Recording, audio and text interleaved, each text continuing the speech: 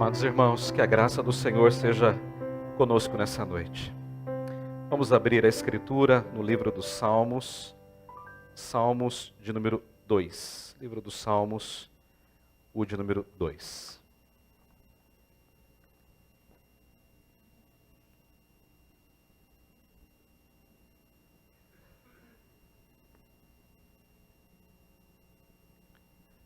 Vamos ler a palavra do Senhor, que é inspirada e que é inerrante e que é útil para a nossa vida.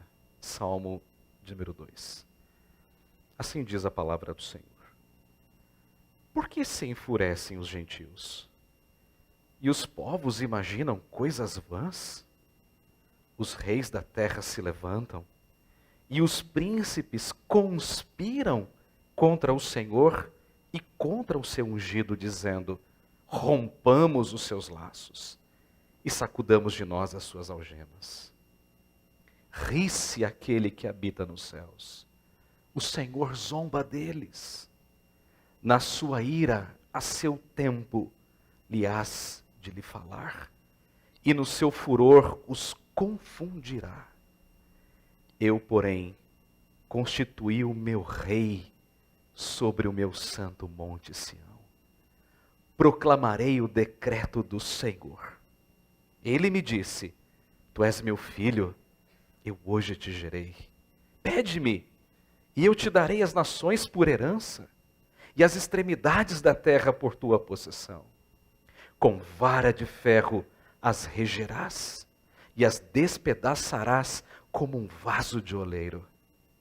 Agora, pois, ó reis, sede prudentes, deixai-vos advertir, juízes da terra. Servi ao Senhor com temor, e alegrai-vos nele com tremor. Beijai o filho, para que se não irrite, e não pereçais no caminho, porque dentro em pouco tempo se lhe inflamará a ira. Bem-aventurados todos os que nele se refugiam. Amém. Esta é a palavra do Senhor. Oremos. Bondoso Deus e Pai, nós estamos diante do Senhor nesta noite. E o Senhor conhece o nosso coração, porque ele está aberto diante do Senhor, assim como um livro está aberto diante do seu leitor. Por isso, Senhor, nós te pedimos que nessa noite o Senhor fale profundamente ao nosso coração. Que a tua palavra, Senhor, seja como uma grande espada a tocar o nosso coração, a ir nos lugares mais profundos da nossa alma e nos mudar, e nos converter, e nos santificar.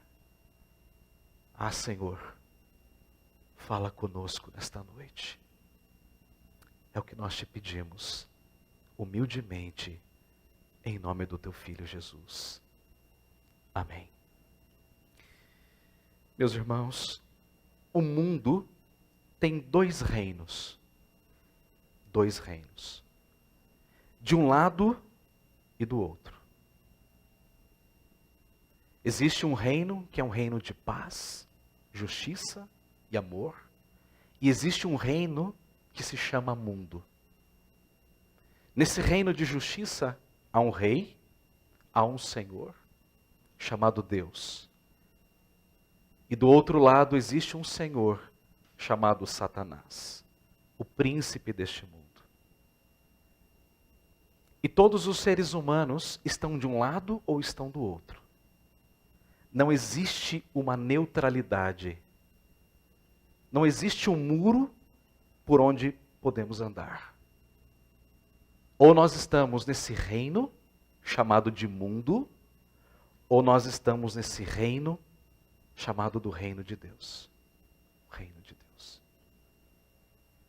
Cada reino tem a sua maneira de viver, cada reino tem o seu valor e cada reino tem a sua consequência. É disso que trata o Salmo 2. Veja, lá no Salmo 1, existe um contraste entre o caminho do justo e o caminho do ímpio. Lembra daquele contraste? Aqueles se assentam na roda dos escarnecedores.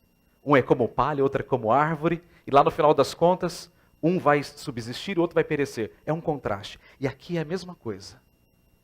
São dois reinos contrastados. Um de um lado, o outro do outro. E esse salmo, embora nós não saibamos o seu autor, alguns acreditam que seja de fato Davi, e é possível que seja mesmo, ele foi o maior salmista de Israel. Mas seja lá quem for o autor, esse salmo é um poema. E esse poema, ele tem 3 estrofes. Claramente, versículos 1 a 3, do que ele fala? Ele fala de um reino que se rebela contra um outro reino. Fala de pessoas que são rebeldes, que vivem distantes de um outro reino, que não aceitam aquele reinado. De um lado, a rebeldia. Nos versos 4 a 9, ele fala da resposta desse rei a esses rebeldes. Como ele reage diante disso. E a última estrofe, versos 10 a 12, ele fala da necessidade de nos refugiarmos nesse reino que reina sobre todos. Rebeldia, resposta e refúgio. São os 3 R's que marcam a estrutura desse salmo.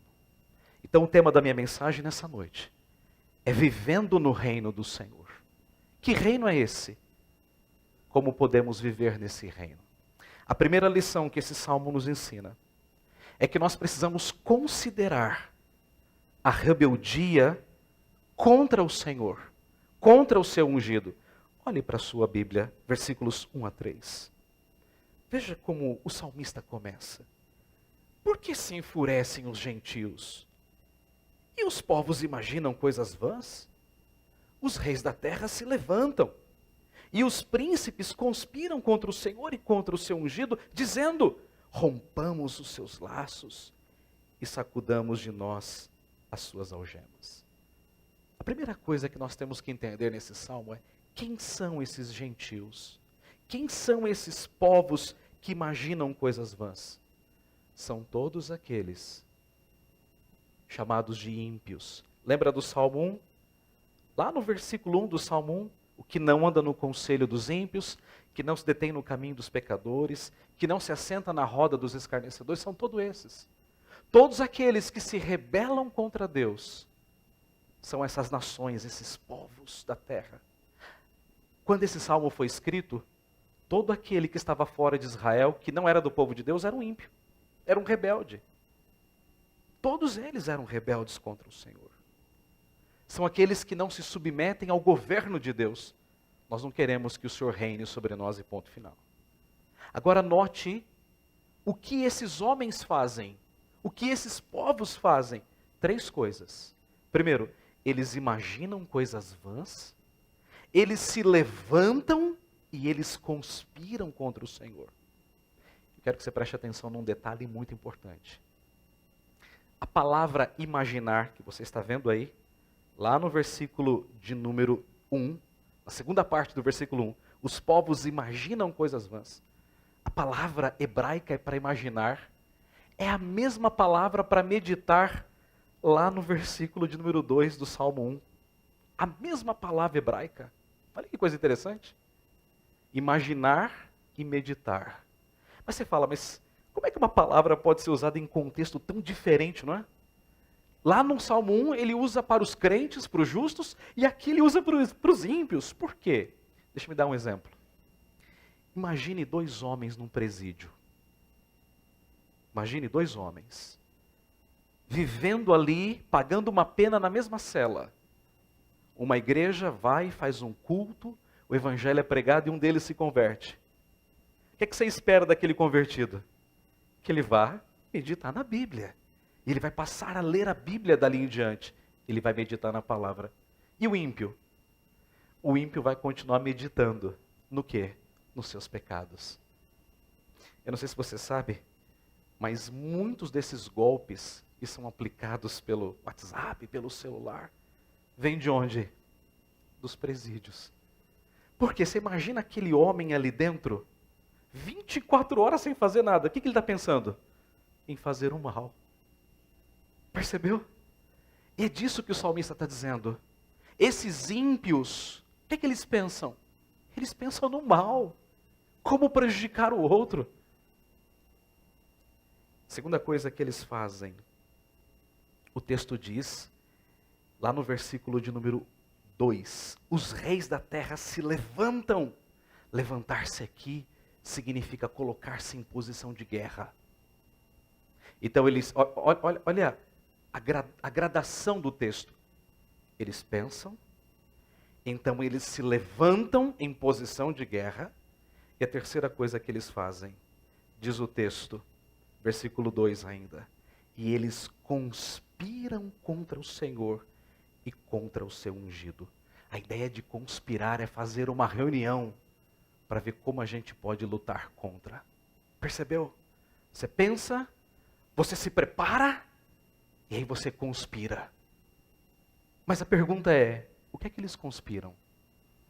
Olha o texto, versículo número 3. Olha o que eles dizem, olha só.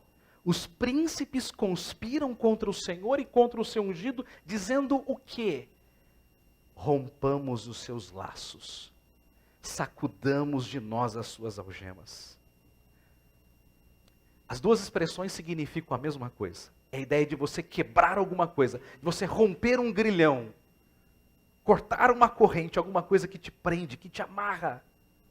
Agora tem um detalhe interessante. A língua hebraica, ela não tem necessariamente passado e futuro. Ela tem tempo perfeito ou imperfeito.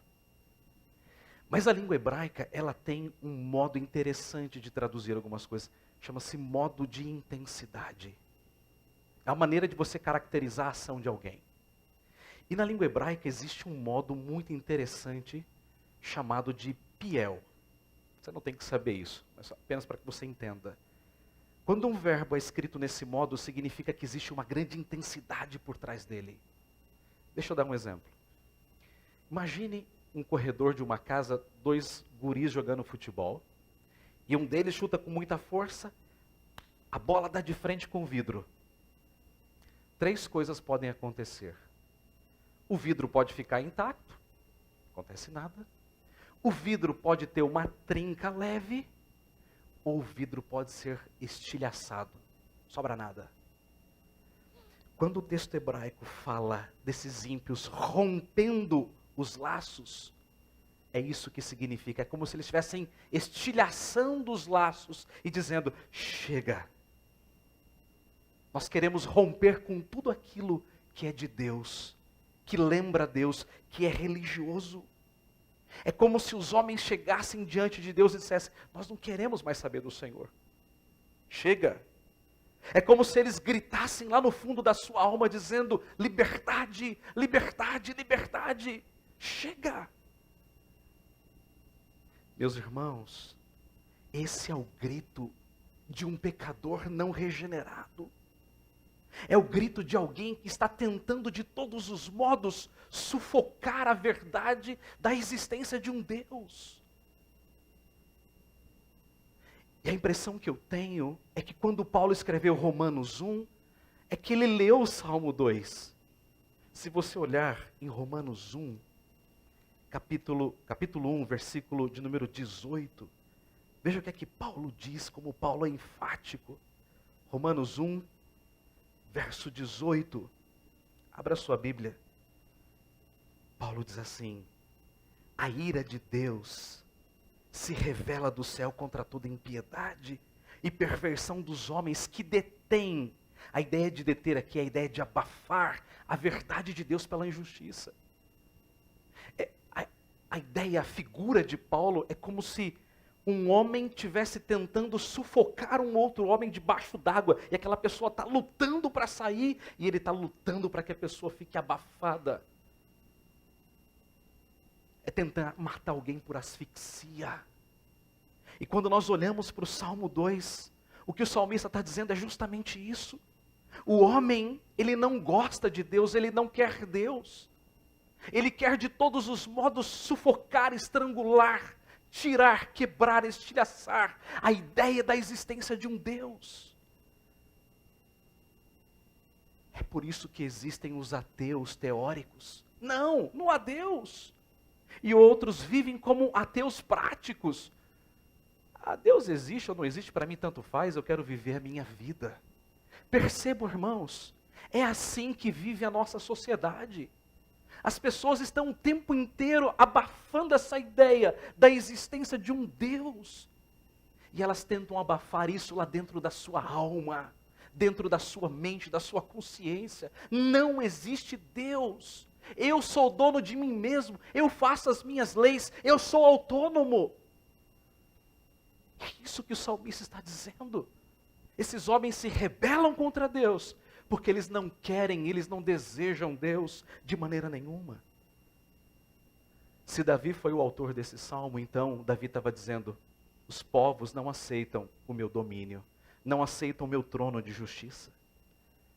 Mas esse salmo tem tudo a ver com os nossos dias, com o nosso contexto. Porque é exatamente isso que nós vivemos, irmãos. A nossa sociedade é cada vez mais uma sociedade de ateus, de desigrejados. Hoje à tarde eu li uma reportagem que o irmão me mandou. Como tem crescido o número de pessoas arreligiosas, que não querem ter nada com religião. E esse número vem crescendo cada dia mais. A estatística está aumentando. As pessoas querem viver como se Deus não existisse. Quer ver como isso acontece de maneira muito clara? Chega no seu trabalho, lá na hora do almoço, e fala uma coisa sobre Deus. Fala sobre evangelho. Alguém vai dizer assim: peraí, Paulo, nós somos amigos, mas a nossa amizade tem limites. Aqui a empresa é laica, a gente não fala de religião, você fica na sua, eu fico na minha. Percebeu? Ele está abafando. Ele está dizendo assim: eu não quero saber de Deus. Lá no grupo do seu condomínio, você colocou a mensagem no Dia das Mães, ou um de Natal, e você fala do Evangelho. Raramente alguém vai curtir, vai botar uma mãozinha assim, ou vai dar um joinha, uma mãozinha assim. Ninguém vai fazer isso. Lá na sua faculdade, na sua escola, se você toca na ideia de religião, de evangelho, alguém vai dizer: peraí, não é bem assim que as coisas funcionam. Se lá no banco da sua faculdade, num curso de pedagogia, sociologia, seja lá o que for, você fala sobre religião, o professor diz: peraí, não é bem assim. Percebe que o homem está o tempo todo tentando abafar essa ideia de que existe um Deus? Por quê? Porque o homem não deseja Deus. Essa ideia de que as pessoas estão famintas, então pregue. Não, não estão. O mundo está contra Deus. São dois reinos antagônicos. E esse reino chamado de mundo não deseja o reino de Deus, irmãos. O pecador, ele quer distância de Deus. Ele quer viver longe de Deus. Por isso que o texto está dizendo, eles dizem: rompamos os laços. Nós não queremos nada com Deus. Nós não queremos nada com o reino de Deus, com aquilo que é religioso. Olha que coisa paradoxal. A Escócia, que foi o berço do presbiterianismo, uma nação que no século XVI veio inteira a Cristo pela pregação de um homem baixinho e feio chamado John Knox. Hoje você é proibido de pregar o evangelho na praça em frente ao castelo de Edimburgo. Você é proibido, você não pode. Tem um lugar assim, pequeno, onde você pode pregar ali. Você parou para pensar? É assim que a nossa sociedade vive. Uma sociedade cada dia mais anticristã, antirreligiosa. E meus irmãos, quanto mais a vinda de Cristo se aproxima, mais esse mundo vai ser rebelde ao Evangelho, mais o mundo vai rejeitar o Evangelho. As pessoas não querem saber de Deus, de igreja, de fé, de Bíblia, dessas coisas todas. Os estudiosos da contemporaneidade dizem que nós vivemos uma era de pós-cristianismo na Europa. A Europa que foi o berço daquela explosão, daquele grande avivamento no século XVI. O que é a Europa hoje? Um continente de velhos e de igrejas antigas fechadas. Eu estive lá, eu vi templos sendo vendidos, templos transformados em hotéis, em prostíbulos, em destilarias de uísque. Eu vi uma igreja velha sucumbindo ante o secularismo europeu, pós-cristão. Meus irmãos, os ímpios querem retirar o sagrado para introduzir o profano. Eles querem literalmente tirar o cristianismo para estabelecer um grande governo chamado de governo mundial, que é totalmente anticristã. Vocês conseguem entender isso? Então o que o salmista está dizendo? Olha só, olha o que um homem sem Deus é capaz, ele quer sufocar a ideia da existência de um Deus. Segundo lugar, vamos olhar para a resposta que Deus dá a esses homens. Rebeldia, resposta de Deus. Versículos 4 a 9. Ri-se aquele que habita nos céus. O Senhor zomba deles. Na sua ira, seu tempo lhes há de falar, e no seu furor os confundirá. Eu, porém, constituí o meu rei sobre o meu santo monte Sião. Proclamarei o decreto do Senhor. Ele me disse: Tu és meu filho, eu hoje te gerei. Pede-me, e eu te darei as nações por herança, e as extremidades da terra por tua possessão. Com vara de ferro as regerás, e as despedaçarás como um vaso de oleiro. O que Deus faz diante de toda essa rebeldia? O que Deus faz diante de um homem que o rejeita? O que Deus faz diante de uma nação que se levanta contra ele e contra o evangelho? O que Deus faz? Deus sentimento?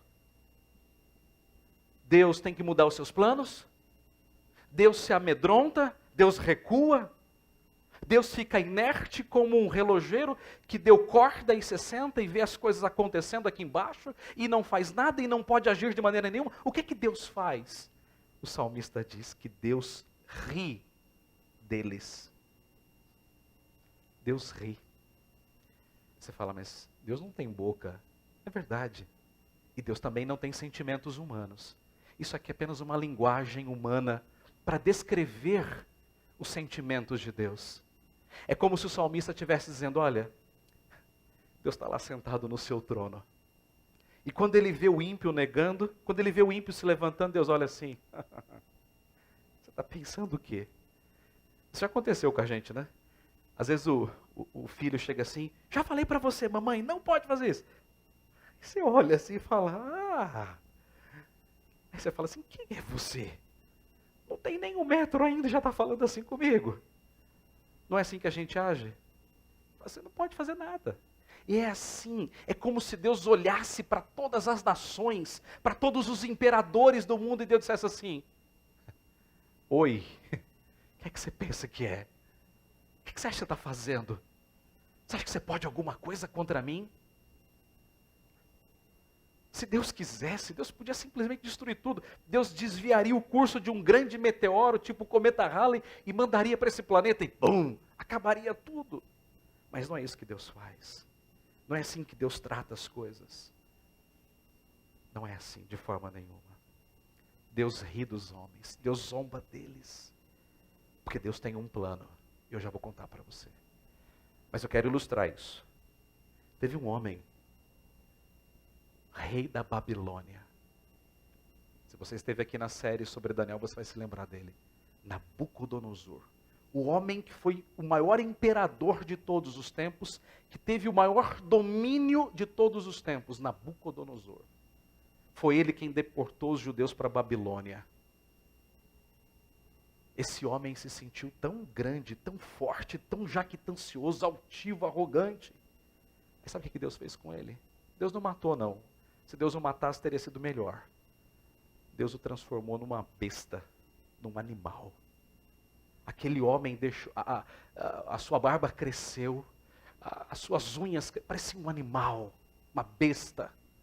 E ele foi para o campo, ele comia capim e ele dormia no orvalho.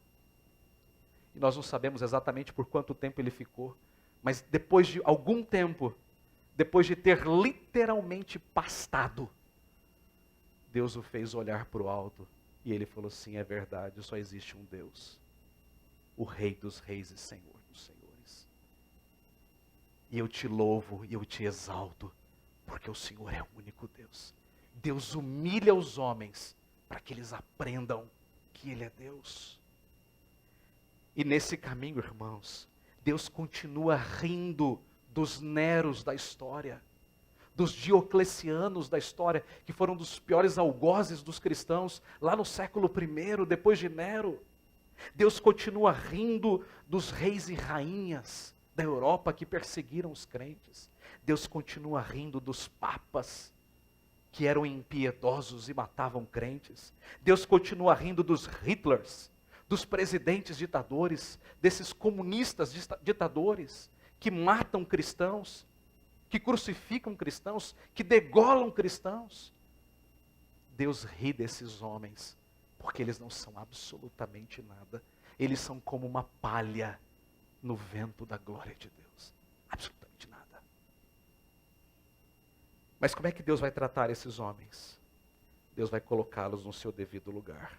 Veja o que é que o texto diz no verso 5.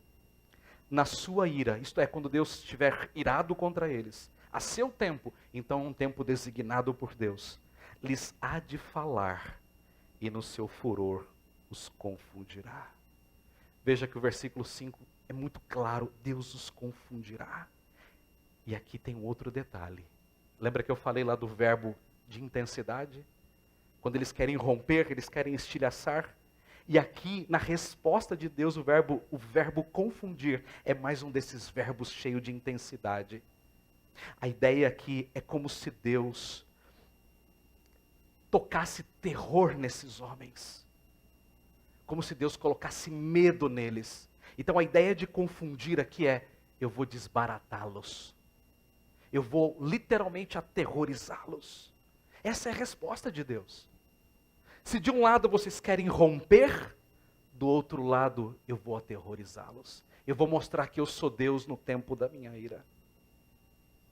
E como é que Deus faz isso? Deus poderia vir aqui e poderia literalmente pisar nesse mundo. Ou Deus poderia simplesmente tirar a sua mão de sobre nós, debaixo de nós, e Deus acabaria com tudo. Deus poderia fazer isso, mas esse não é o plano de Deus. Qual é o plano de Deus? Versículo 6. Eu, porém, olha que interessante. Eu, porém, constituí o meu rei sobre o meu monte Sião. Quer dizer, eu vou dominar sobre vocês por meio de um rei que vai estar assentado no monte Sião, lugar de adoração, de culto. E então esse rei dirá: proclamarei o decreto do Senhor. Ele me disse: tu és meu filho, eu hoje te gerei. Meus irmãos, esse ungido de Deus, esse Messias de Deus, ele vem de Deus. Por isso o texto disse: eu hoje te gerei. Aí você deve estar pensando, quer dizer que Jesus Cristo foi criado? Não. Houve um momento em que ele não existia? Não.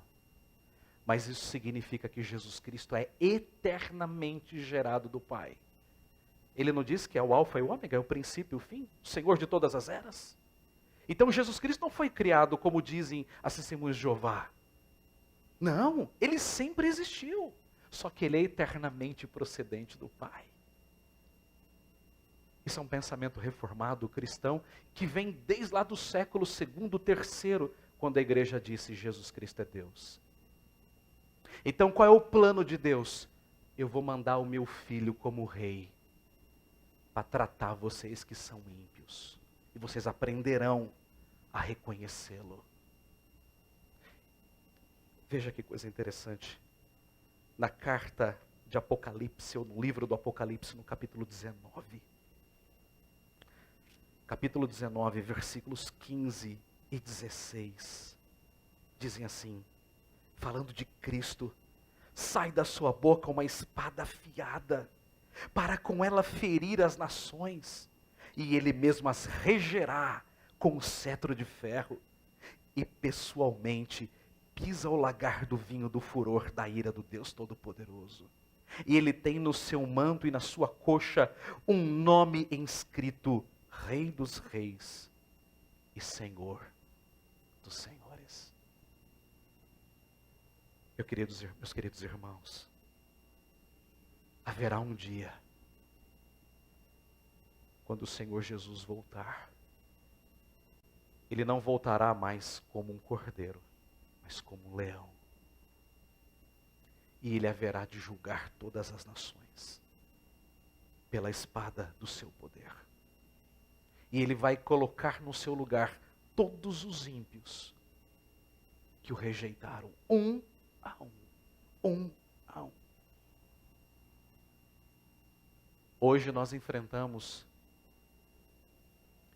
um grande crescimento desse reino mundano sobre a igreja.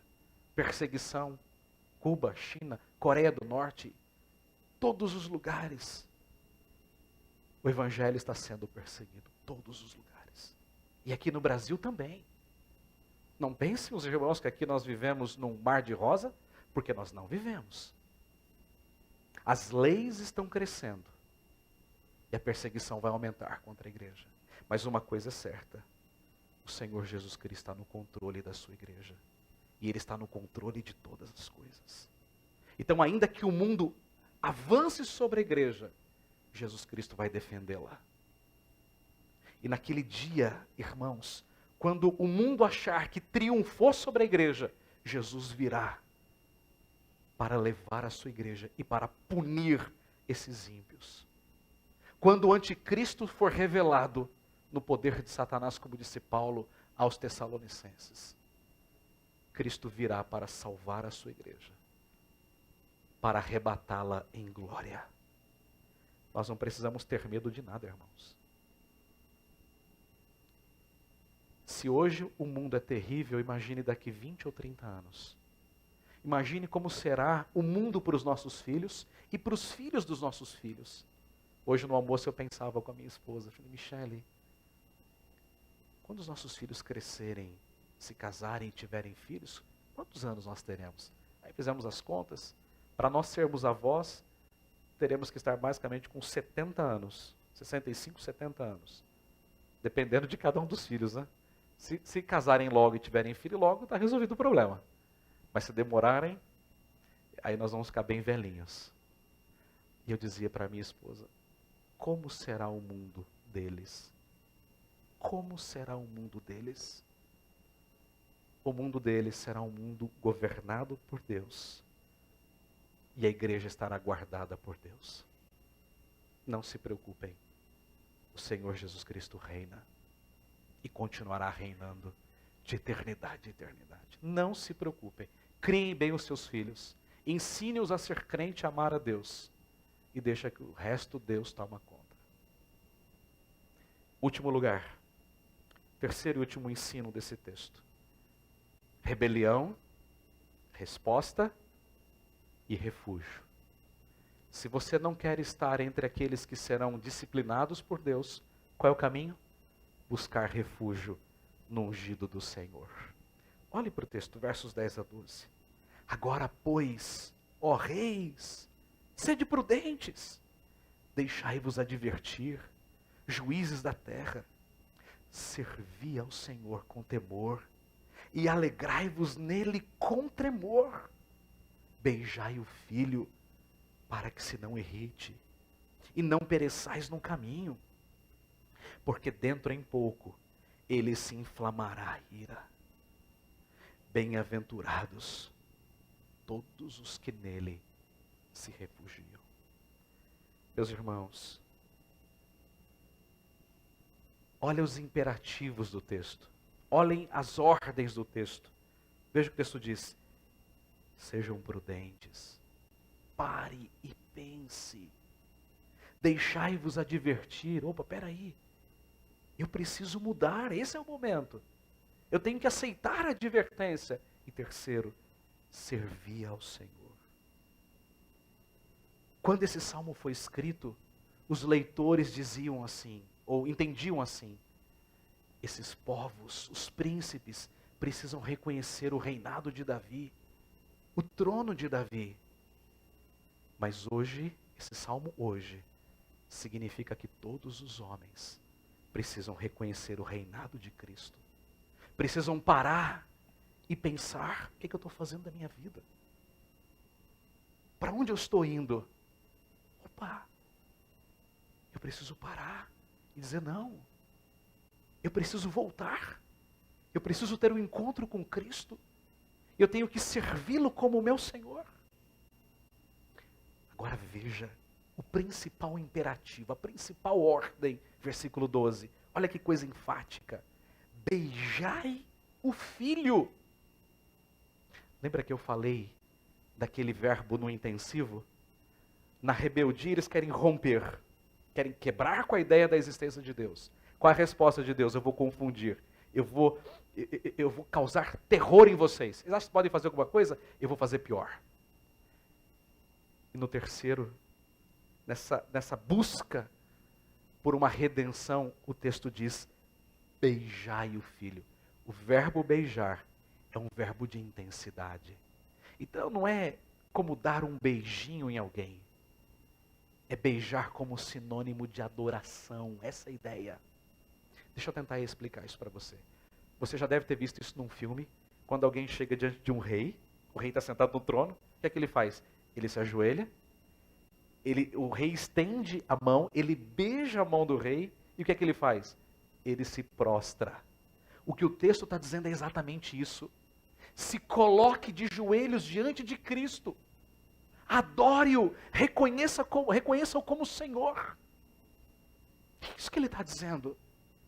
Se você quer fazer parte do reino dele, então se prostre diante dele, reconheça que você não é nada, beije o filho em humildade, adore-o como Senhor e como Salvador.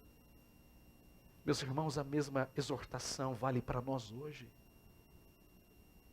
Se você não deseja ser condenado com o mundo, se você não deseja estar naquele reino contrário, o único caminho é você ir a Cristo.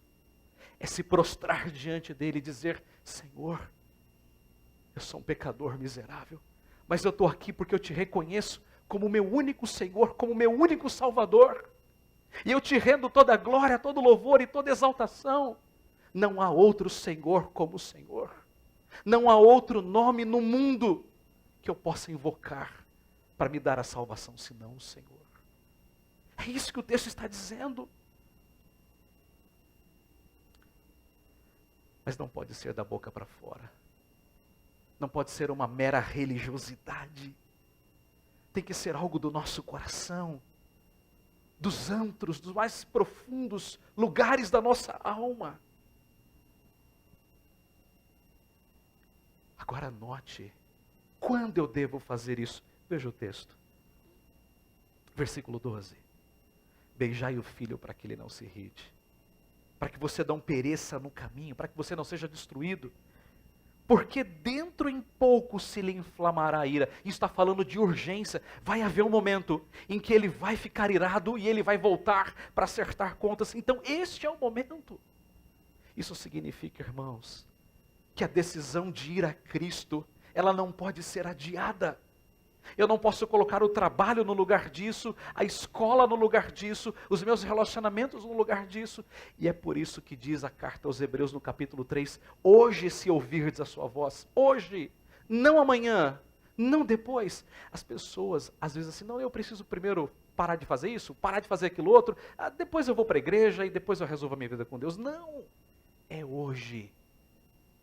Hoje é o dia para isso. Hoje é o dia de nos quedarmos, de nos ajoelharmos diante do Criador de todas as coisas e dizer: ao Senhor pertence a salvação. Meus irmãos, naquele dia quando Cristo voltar para julgar o mundo, o que vai ser de você? Em qual dos dois lados você vai estar? Em qual dos reinos você quer pertencer de fato? Eu tenho uma boa notícia para você. O final do versículo 12 diz assim: bem-aventurados. Essa é a mesma palavra, e o Marcelo tem falado sobre isso algumas vezes aqui, sobre as bem-aventuranças, não é, Marcelo? Bem-aventurado quer dizer feliz, mas muito feliz, aquele que se refugia em Cristo. Note, do mesmo jeito que começa o Salmo 1, termina o Salmo 2. O Salmo 1 começa, bem-aventurado o homem que não faz isso, não faz isso, não faz aquilo outro. E ele termina o Salmo 2 dizendo, bem-aventurados os que nele se refugiam. Eu te pergunto nessa noite, o que é que você quer para a sua vida espiritual? Você quer ser como os ímpios do Salmo 1, que vão perecer? Veja lá, último versículo do Salmo 1, mas o caminho dos ímpios perecerá. É esse o caminho que você quer? Esse é o desejo para a sua alma, para a sua existência? Ou você acha que a vida se resume no hoje, no agora? Comer, beber, vestir, ter casamento, comprar, viajar? Você acha que a vida é isso? Se você acha que a vida é isso, eu te aconselho, vá para sua casa. E nunca mais volte aqui. Porque isso não faz sentido para você. Mas se não é isso que você quer, se você quer ser feliz eternamente, se você quer desfrutar do reino de Deus, então se refugie em Cristo. Porque naquele dia, a coisa não vai terminar bem não. Não para os ímpios. Sabe aquela história, no final tudo dá certo? É verdade, para alguns dá. Para aqueles que se refugiam em Cristo vai dar. Para nós que estamos em Cristo vai ser um dia glorioso. Vai ser tremendo quando nós nos encontrarmos com Cristo nos ares. Mas para aqueles que o negaram, para aqueles que se rebelaram contra Ele, para aqueles que tentaram abafar a verdade da sua existência, irmãos, esse dia vai ser terrível. Vai ser um dia de disciplina, de desonra, de miséria, de vergonha, de castigo eterno. E não ache que naquele dia Deus vai dizer, tadinho, né? Ai, que dó. Esqueça isso. Está escrito, a ira dele vai se inflamar. Ou você crê em Cristo hoje como cordeiro, ou você vai ter que enfrentar a espada do leão da tribo de Judá. O que é que você quer para a sua vida? O que você quer para a sua vida espiritual? Eu concluo meu sermão nesta noite, dizendo para você uma grande verdade. Jesus Cristo reina. Não importa quem sejam os políticos, os militares, os Hitlers, os Dioclecianos da vida, isso não importa. Jesus Cristo reina. Ele está assentado no trono da sua glória e ele ri desses homens todos. E um dia todos nós vamos comparecer perante o seu tribunal. E todos nós vamos prestar contas a ele. De que lado você estará? Quando ele voltar em glória, você fará parte do seu reino ou do reino do mundo? Em qual reino você estará? Essa é uma decisão que você tem que tomar. Se você já está no reino de Cristo, continue vivendo nele. Se você ainda não está, hoje é o dia para você entrar nele. E o caminho é Cristo. Que Deus os abençoe. Amém. Pai Santo, louvado seja o teu nome por essa noite. Que essa palavra faça sentido para cada um de nós aqui. E que teu Espírito trabalhe no coração dos pecadores. Para que seja uma noite de salvação. Ó Pai, louvado seja o teu nome, porque nós estamos no teu reino. No reino de Cristo. E quando Ele voltar, nós reinaremos com Ele. Para todo sempre. Ó Deus, que essa verdade seja uma verdade para todos nós aqui nesta noite. Em nome de Jesus. Amém. Quero pedir perdão, a minha